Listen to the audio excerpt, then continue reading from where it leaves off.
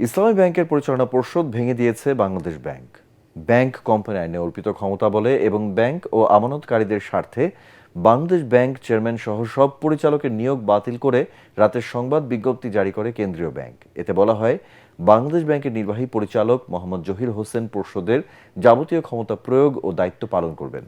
এর আগে ইসলামী ব্যাংকের চেয়ারম্যানের পদত্যাগের দাবিতে গ্রাহকদের মানববন্ধনে পুলিশি হামলার প্রতিবাদ সহ ৭ দফা দাবিতে ব্যাংকের সামনে ২ ঘণ্টা অবস্থান কর্মসূচি পালন করে ইসলামী ব্যাংক সচেতন গ্রাহক ফোরাম।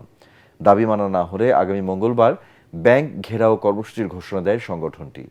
ইসলামী ব্যাংক নিয়ে সংসদের স্বরাষ্ট্রমন্ত্রীর দেয়া বক্তব্য প্রত্যাহারের দাবিও জানানো হয় কর্মসূচি থেকে।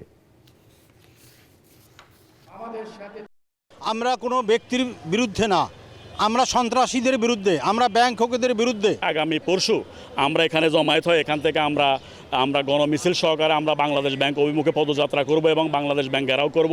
আমাদের দাবি পূরণ না হয় তাহলে আমরা সকল গ্রাহকবৃন্দকে ঐক্যবদ্ধ করে আগামীতে আরও বৃহৎ কর্মসূচি ঘোষণা করব।